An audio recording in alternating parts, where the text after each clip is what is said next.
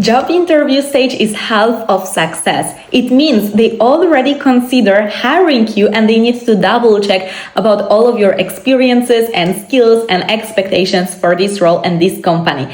However, after reviewing many CVs in my life and interviewing hundreds of candidates at Amazon as well as on the side of headhunting agency, I realized there are 7 main mistakes that really make it impossible to move candidates forward and not finishing their job interviews with a job offer. So if you want to nail your job interview, it's not only about preparing yourself with what you should do, but also learning about those mistakes to make sure you avoid them. Hi, hello you guys. It is Marta, your career and confidence coach.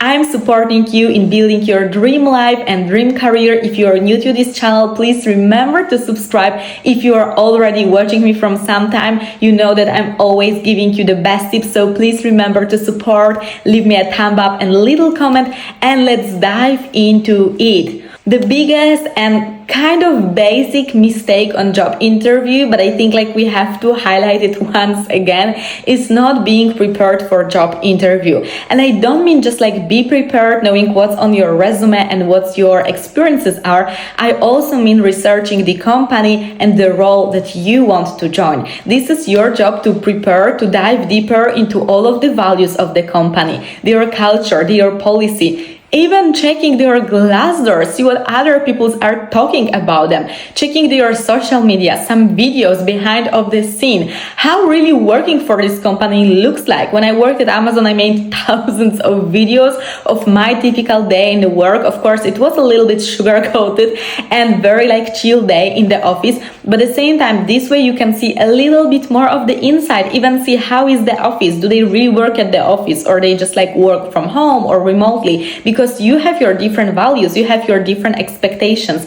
If you're looking only for remote work and you are preparing for job interview with a hybrid or even return to the office that is nowadays so common, especially in all of the big tech companies, you won't negotiate it. You won't win in this situation. So it's great to already have very clear expectations, but also be prepared with what you're able to negotiate and maybe be okay, I can do it because I love this company so much, or what are the experiences that you feel you would never ever agree for, because for you this is extremely important.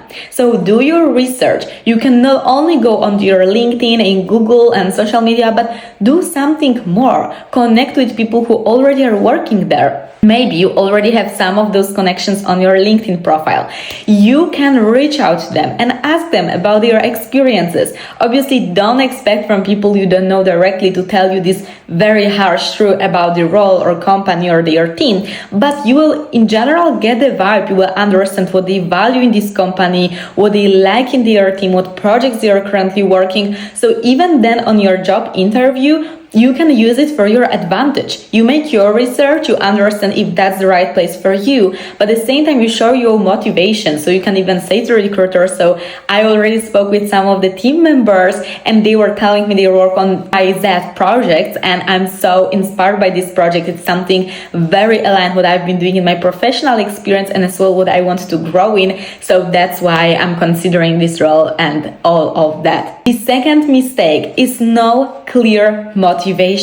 It's you don't know why you want to join this company, you don't really know why you want to join this role, and you say it's salary or location of close from your place of living, or maybe it's just good look for your resume, or you just say this very generic answer created by AI, or just the first one that you found on the YouTube video preparing for interview in Google or Amazon, and you just say that you love your principal values or whatever it is. It won't work well because recruiters are interviewing hundreds of people, even thousands of people, and they hear those answers already so many times. You need to stand out. You need to say something differently. And also, however, I always advise to be diplomatic and not too extremely honest, but at the same time, you still need to be your authentic self. It's neither about being fake. Maybe there was something very specific that caught your attention, their values. Maybe you were their customer before and you can share specific example why you love their customer obsession, why you were actually impressed how this company operate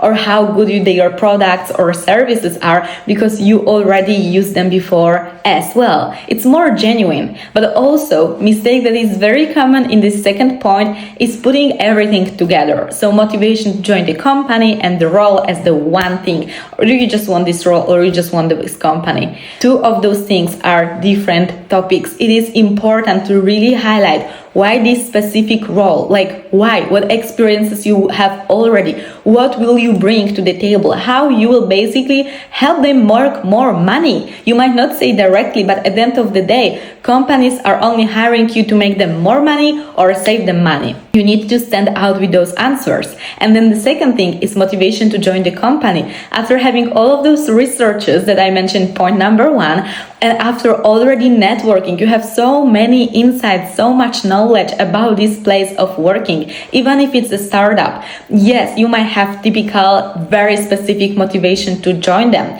Maybe because you wanted always be the part of startup and create something from the very, very beginning. Maybe they have these unique values or completely different point of work or their working culture and any of those things. Now we are coming to more juicy mistakes. Point number 3 is lack of structure in your answers. Those are chaotic answers, not following STAR method or PAR method or basically no method at all and just giving this very, very answer about like everything. Guys, this is the biggest mistake because it so much confuses the recruiter and the hiring manager or whoever else is recruiting you and interviewing you at the moment.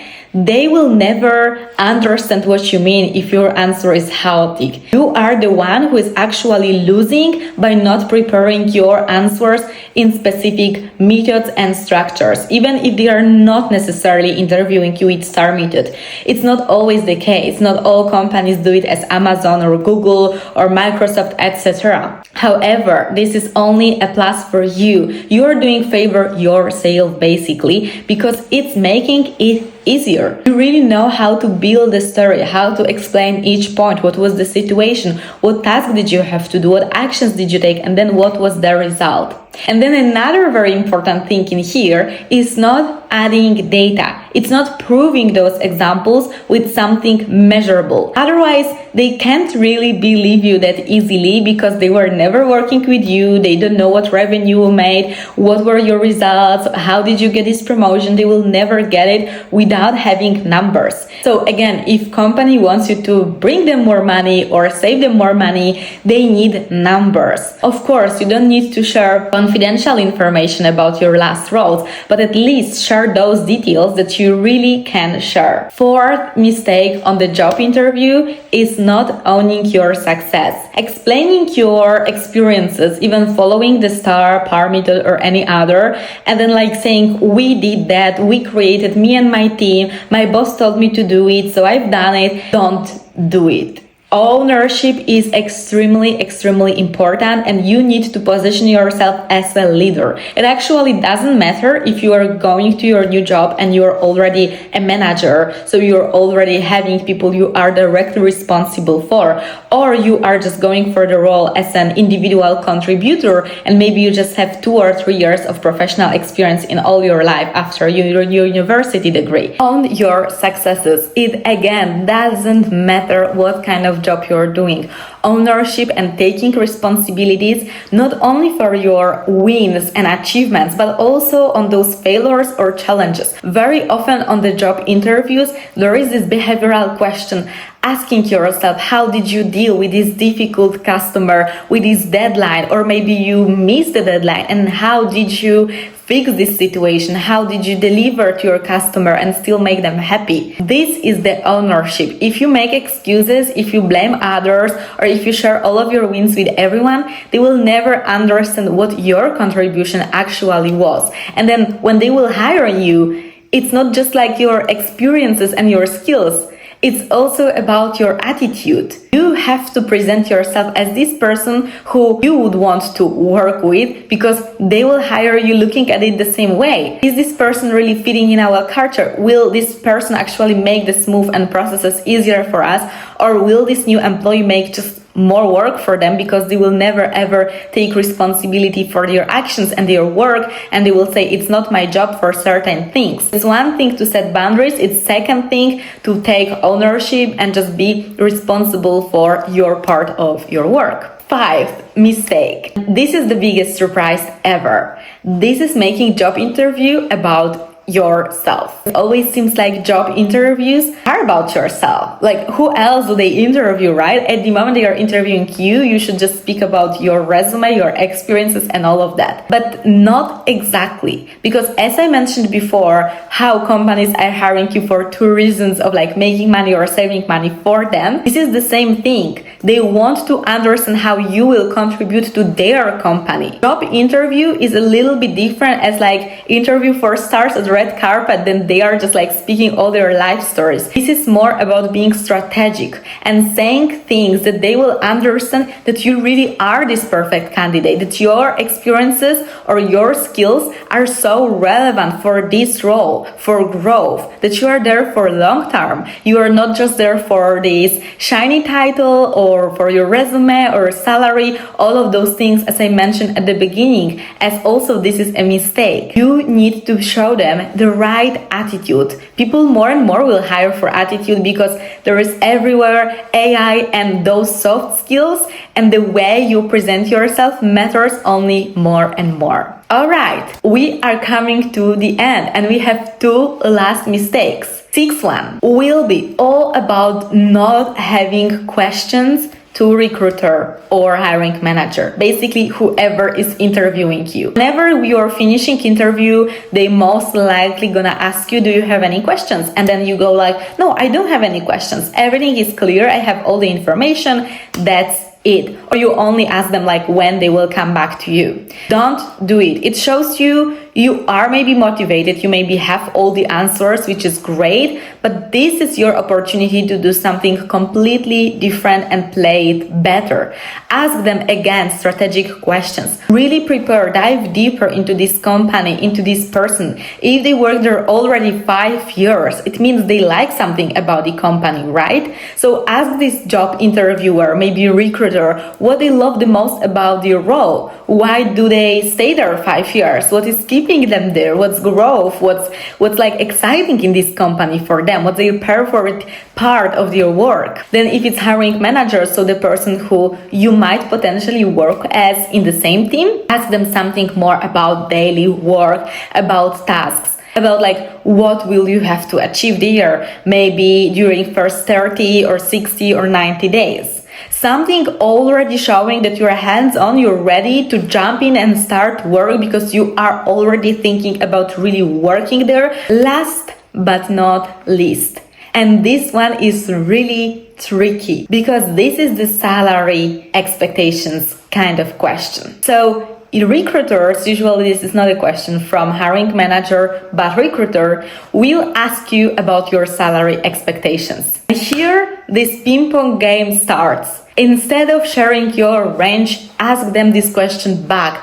Ask them what salary range they do offer. However, if they push back and you ask this question again and you realize, okay, they will never ever share this salary range with you, you need to share your salary expectations. Don't make it again unprepared and sharing like extremely high salary or super low, or be like I can actually get any salary they offer because you just love their company. And this is not the right vibe because they have to understand you really value yourself. You're confident in your experiences, in your skills, the way you wouldn't actually agree for any salary because you know your worth. You know that you can be paid certain amount of money in different company or in general in job market. Do your research, and if you have to share your salary, if they won't tell you range, share something that is really relevant. Don't share your real minimal salary, but share some type of range. And then if they go like, oh, it will be so too high, would you be able to like negotiate it later on? Be like, yes.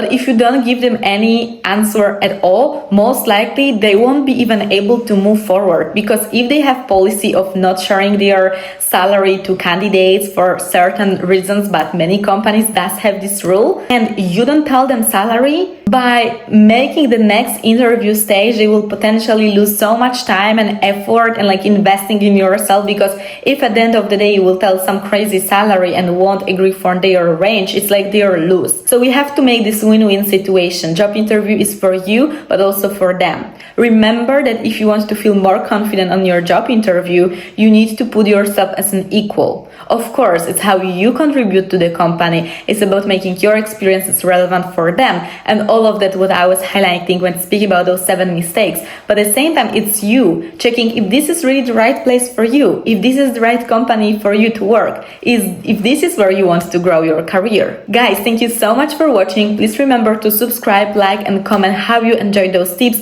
or if you need any more tips for job interview, and I see you in the next video. Bye!